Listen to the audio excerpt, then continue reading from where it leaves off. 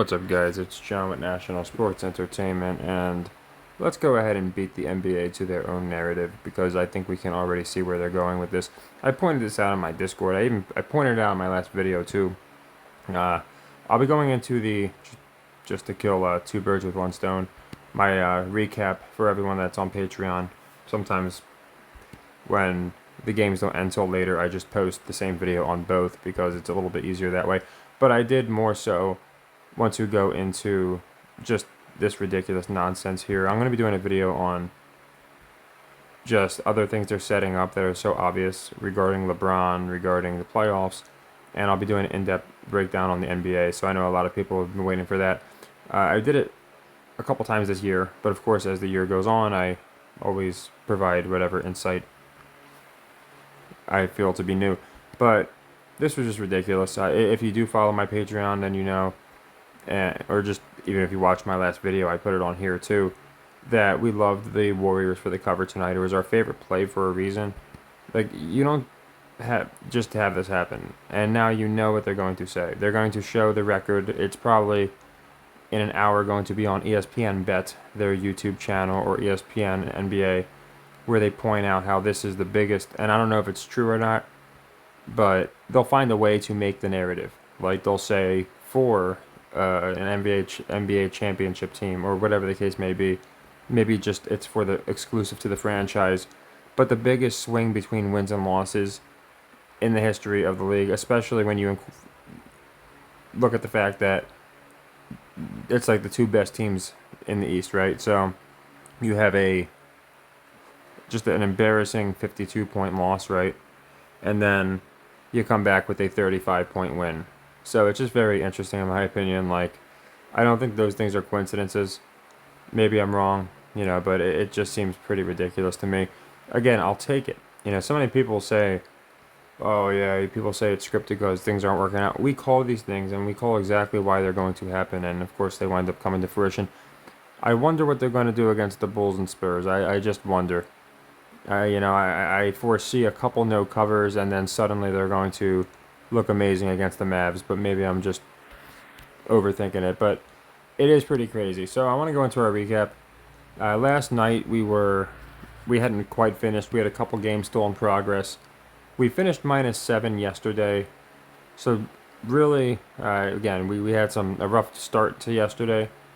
So I thought it could have been worse. And then we did plus 14.25 the day before. So we're up 7.25 going into today. And today was a profitable one. The Warriors wound up really being the deal breaker at the end. Of course, other teams came through too. So anyway, our parlay missed. And by the way, some of these tennis picks I put out, I'd rather get them out a day early than sometimes I put them out and they're playing that night. For some reason, like my book and even ESPN will show the wrong times. But Roman Sofin plays tomorrow, but it doesn't matter anyway for this parlay because Andreeva did lose to Valinets. So I guess the latter's name fits her very well. So we did miss that one. That's -2 units. And Chris Eubanks lost. Just played it as a leg one. I thought they might give him a little bit of a run. They liked the guy, but again, a lot of public might have been on him. So -3.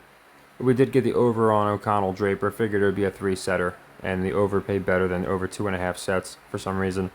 So I get why, not some reason. It's because you can get the over in 2 sets, so it's not exactly hard to believe reason. But anyway, I liked the over, so we wound up getting the over there. So that puts us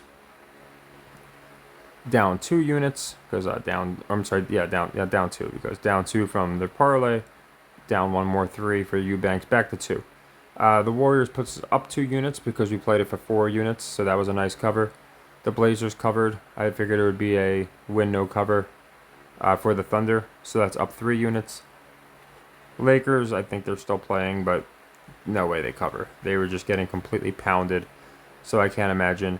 Again, if somehow they make a miraculous run, I'll correct it, but I just don't think it's going to happen. So back down to 2 units.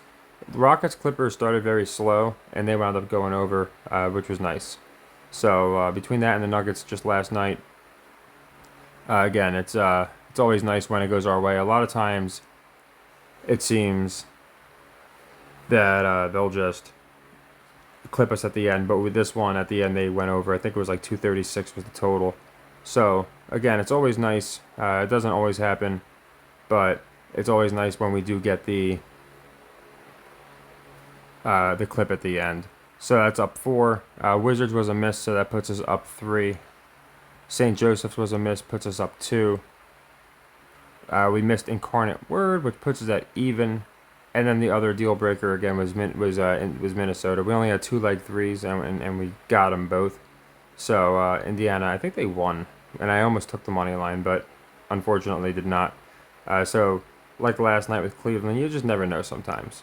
So that's up 4 units, and East Illinois did not go over. So we finished up 3 units on the day. So again, it's nothing crazy, but we didn't have a really crazy hit rate today. So again, it speaks to the system in my opinion, just because we always seem to mitigate our losses, and at the same time, when we do well, like on our good days, we did plus 14, and then yesterday was a pretty rough day. We were able to get it down to -7, which wasn't too bad, and then plus 3 today. So we're double-digit unit profits on the week, which is always nice, and I think we're going to have another profitable week. This will be 9 out of the last 10. I also wanted to point out, and again, this is nothing but gratitude, as I'm sure you'll understand. And as you guys know, I'm not somebody who comes on and says, oh, we're being suppressed and this, that, and the other thing. But the fact is, we cover stuff that other channels just don't.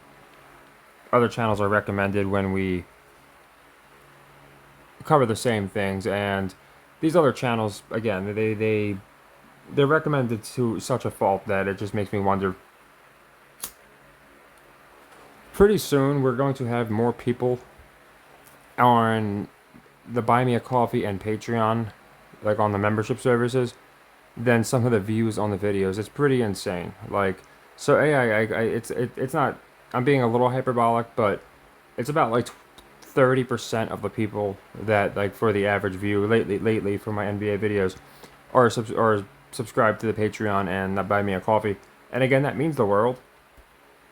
But it's such an insane stat. It really is. It should not be that way. The only reason that would be is if we are just being so ridiculously suppressed on YouTube. And again, it also is loyalty and just appreciation, which I appreciate. People trust the system. It's mutual. We're up over hundreds of units since starting it. But I wanted to point that out because it just sounds absurd. Typically, you're probably looking at like a 2% ratio if you're lucky. People that are kind enough to sign up for the Patreon to the people that view the channel. And you could just, if you watch the analytics, of course football season was hot and last playoff season was hot. But I covered a few things. I covered the Kansas City shooting, and I'll just say the analytics kind of fell off a cliff since then. So there are certain things, unfortunately, they're going to do their best to bury us.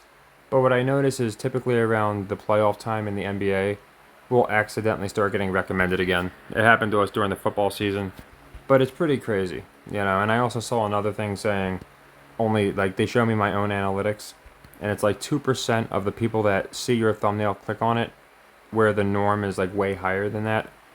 And the reason is, again, when people type my name in, other channels that made videos about us come up instead of us, and when people are scrolling, like, you'll see this for my thumbnail. You won't see the thumbnail that I put up. You'll see some ridiculous still shot. And there's nothing I can do about it. I put the thumbnail up there like everybody else, and then people will just tell me, like, yeah, I scrolled right through it. I didn't see it because it just looked like my YouTube screen, and it's pretty unfortunate. So there's probably weird ways around it. I could probably just hone in on an image of my thumbnail the entire video. That'd be a pretty interesting way. But again, not to complain, it's more of a thank you, because that's why I do these every single night. I do them anyway, as you guys know. I've been doing it for years. But the reason it's a lot more gratifying is ultimately you'd like to be able to, obviously I did sales for a very long time, took some time off for the YouTube. You'd like to be able to say, okay, YouTube is a funnel of income. And when that kind of just gets squashed, and we went with the membership service because at the beginning, again, we just knew most of our videos probably wouldn't get monetized and things like that. And the community so many people told me to. They just said, you really should at this point. At least you're offering value. That's gone nuts. The Discord, everyone in the Discord, we have a lot of people in the Discord, people wanting to get in the Discord. But yeah, it's just crazy with the people subscribe to me. I brought this up before too. 50% of my searches are from people who literally type in national sports entertainment. So I don't know, what I can do about that. Again, and I'm not. I think I brought this up in like 3 videos. We've done like 500 because there's nothing worse than someone complaining, "Oh, I'm being suppressed," because everybody says it, but there's few people that actually deal with it, and unfortunately we do. But again, thank you all so much for just being awesome and just making it where we can still continue to put out the picks. And again, it's just something where let me go ahead. I thought I put this in here. I always put it on my Discord first, in a Discord, where it's very much appreciated because, again, you get treated like crap by YouTube, but so much love from the community itself that it really means the world to me. So thank you to everybody that shows love on the channel, in the Discord, on the membership services, wherever. I do mean it when I say it means a lot, because you deal with so much negativity. The controlled oppo channels, the ones who want a monopoly, and they're the ones who happen to be recommended to everybody. And then YouTube itself is just so backwards and politically motivated, however you want to word it, that it can be draining. So, having dozens and dozens upon people kind of rally behind you is nice. And it's a movement. We're a think tank. I said this from the beginning. We're going to expand and do so many more things. One thing I'm going to be going into pretty soon, I might even just do a separate channel for it. I could put it on this channel too, but I'm very OCD-like. I really want to go into crypto very soon. I don't think you guys realize how much they do not, by they I mean the powers that be, do not want people getting in on crypto now. It's the future. There's no denying it. There are some coins, whether you want to talk about Harambe or Solana, it's a Solana coin. Whether you want to talk about, obviously, Pepe. Now people are hearing about Dog with Hat. There are certain memes, and I can go into the detail as to why they will moonshot.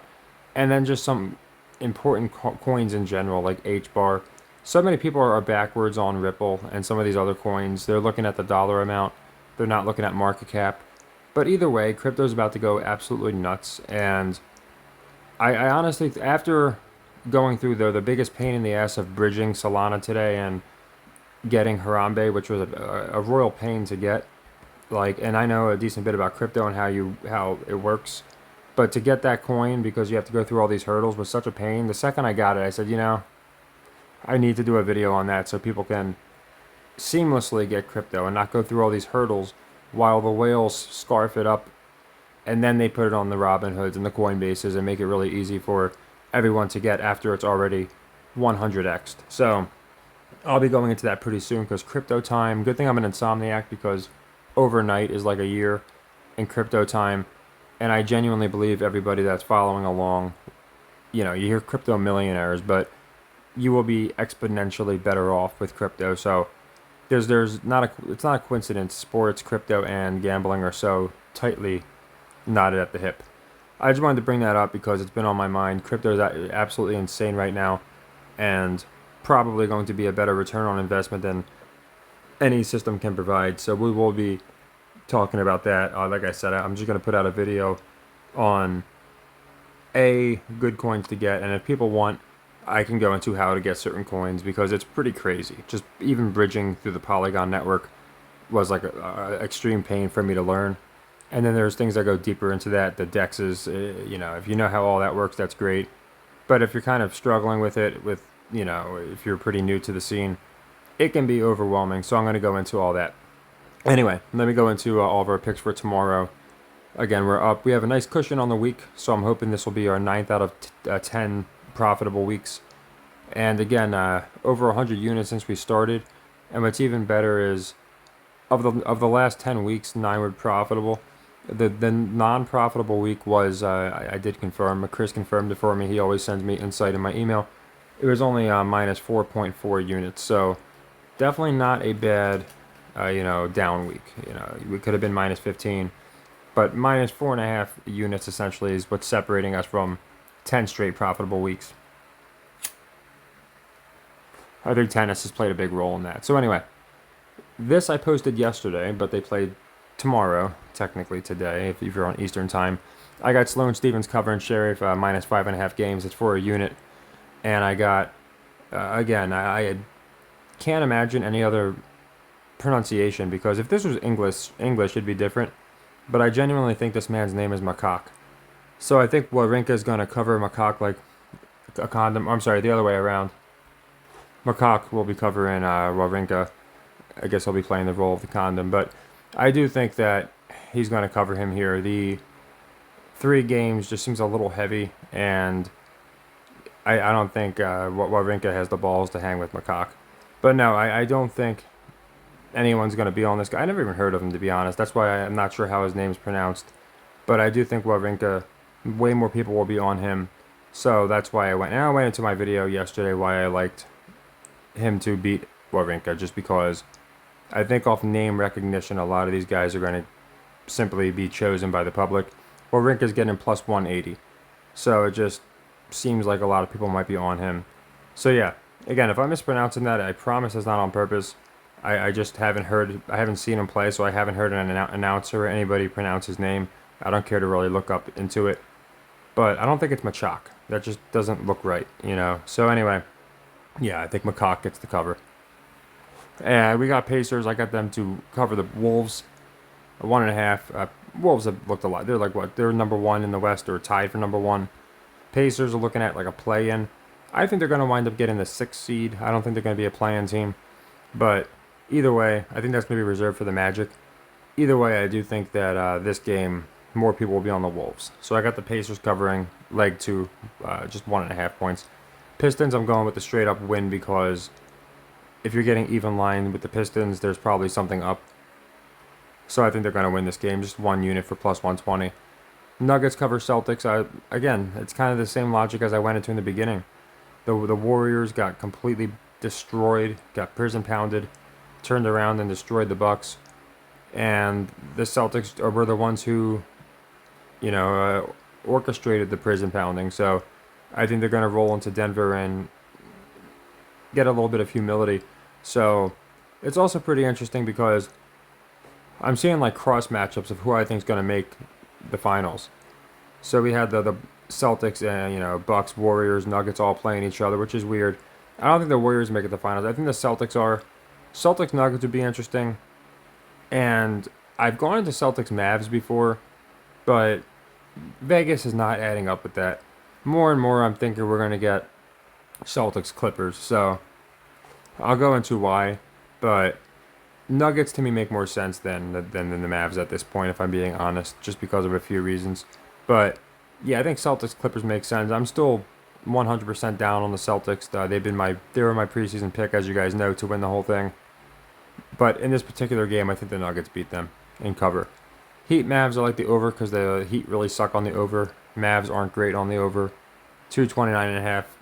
Not set. That's not set very low, so I think there's a good chance public's on the under. That's just going to be 1 unit.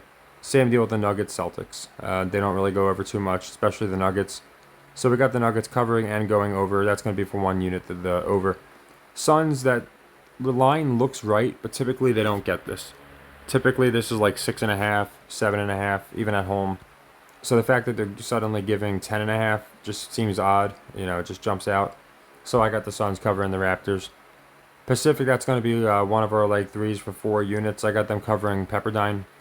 Pepperdine is obviously the better team. More people will be on them.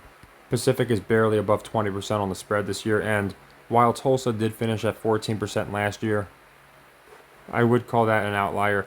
And again, Pacific could be the outlier this year.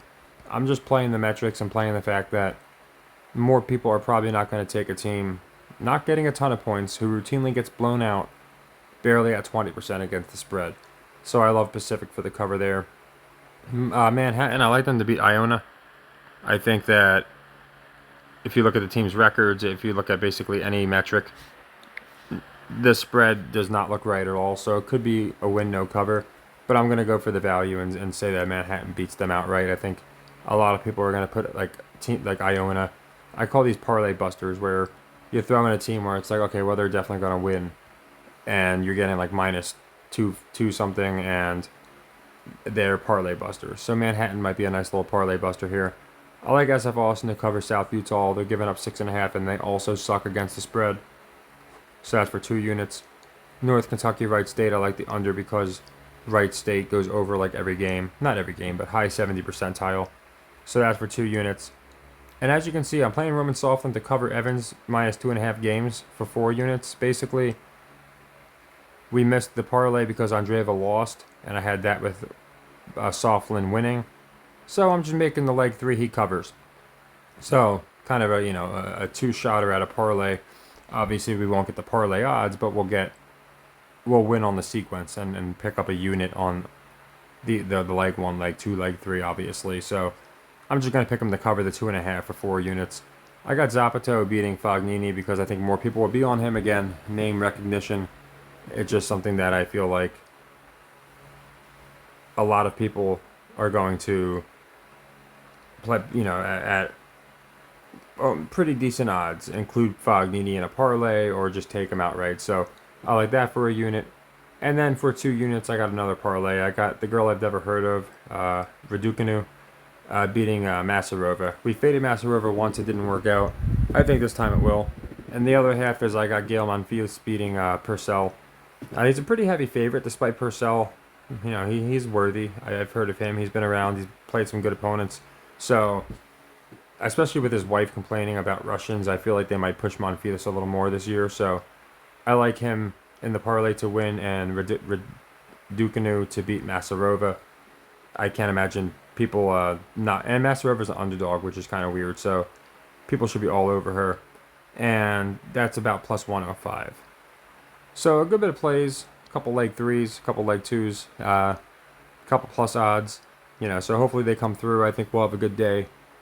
So far, again, we bounced back pretty strong after the -7 yesterday. Got +3 today, putting us at just over 10 units profited on the week.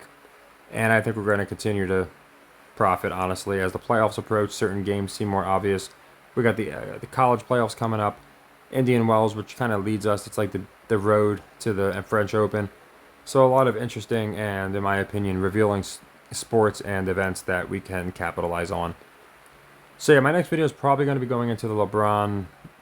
There's a lot of stuff that's interesting that I noticed with like special props about him. Whether he's going to get a ring and all that stuff, or even get there, or get one next year. And just kind of how I see the playoff shaping out. I actually already plugged it into my simulator. I'm just trying to see which matchups make the most sense. I did it earlier this season too, but obviously things change. I was hilariously wrong about certain things, like I had the Rockets making the play-in, which they still could. At the very beginning of the year, I thought the Pistons were going to be competitive, so... Well, I said they would surprise people, so I guess I didn't lie there, but at the end of the day, a couple rough misses, but for the most part, we had most of the teams, and not only that, but I feel like correctly seeded as well, outside of a very few, and I think the playoffs are going to be pretty obvious. So yeah, I'll be doing that. Like I said, I'm just going to be at some point going into crypto in a video. If you don't mess with crypto, that's fine. I get it. But I think it needs to be put out there because, again, if 50 people, like I said from the very beginning with this channel, if 50 people can tail my system, and that's why I always put exactly the exact unit amounts, the exact bets every night. We do a recap, win or loss. We go into it, no matter how good or bad we did. 50 people can get something into crypto when they were kind of on the fence and they weren't sure. I feel like in a year, those 50 people are going to be incredibly happy and not kick themselves that they didn't get in on it. It's just, it moves so quick and they orchestrate it where it's like by the time you know, okay, this is starting to move, it's too late. You have to be like a month ahead of time, almost psychic, or not sleep. And for me, it's the latter. I don't sleep. So I'll notice a lot of patterns happening at night with crypto. And some of these coins, I'm telling you, like I'm not a 100x guy. I look at market cap. I'm very realistic economically. I look at the tokenomics, but some of these coins are looking at easy 20x's. And some of the more known ones are looking at 5 to 10x's. The Wall Street Journal will tell you otherwise. There's a reason Lakers are crypto.com. There's a reason you have all of these celebrities and banks and institutions buying crypto by the trillions. It's really insane. There's a reason sports books are accepting Dogecoin, Shiba, and Peep, which are meme coins. That technically inherently hold no value. There's a reason. The whole market's about to go nuts. And again, there's a reason. It's a political cycle, and they're talking about the dollar a lot. So again, I always talk about beating Vegas, but at the end of the day, it's winning despite the system and profiting despite the system. And crypto, just like stocks, is not that much different than sports betting as far as they take their 10% either way, when you're trading fees. And the whales, the people, the sharps, whatever you want to call them, they know about this stuff in advance. And we have to work and do 50,000 times more things and just spend much more energy if we want to have a shot, because they're kind of playing, they're writing the rules. We just have to play the game. So yeah, I'll be going into that. It's vitally important we go into that. And as you know, anything to do with profit, I'm going to cover. But I won't, if you guys aren't into crypto, that's fine. I'm not going to start doing nothing but crypto. But I do want to just go into one in-depth deep dive of a lot of different coins, networks, and just different eventualities I see in the future. But yeah, so here's all of our picks for tomorrow. Having a good week so far. Hopefully tennis can come through tomorrow, and we got a couple tennis, like I said, we have a good bit of tennis plays. And these two technically up here are the ones I thought they played yesterday, or I thought they played today, technically yesterday. They technically play, today, tomorrow, you know what I mean? So if you already locked it, that's fine. I already locked mine, so I'm just waiting on results, because once I saw that the date was wrong, I was like, well, all right, it doesn't matter. I'm still playing it. So anyway, hopefully you guys, can do well as far as getting just the same odds. I don't think the odds would have changed too much. Last I checked, they were McCock was still a 3-game favorite, and Sloan was still a 5.5 on my book. I know some are saying she's at -6 games. If that's the case, I would personally buy it down to 5.5, or sell it down to 5.5. I mean, sell the half a point. I think she's gonna win by at least six games. It's pretty heavy for Sloane Stephens. She's not exactly a top player. So I think they push her. She probably wins like 6-2, 6-2, 6-2, 6-1, something weird like that. And yeah, as far as the other matches, I just feel like a lot of them make sense. So take care and happy earnings.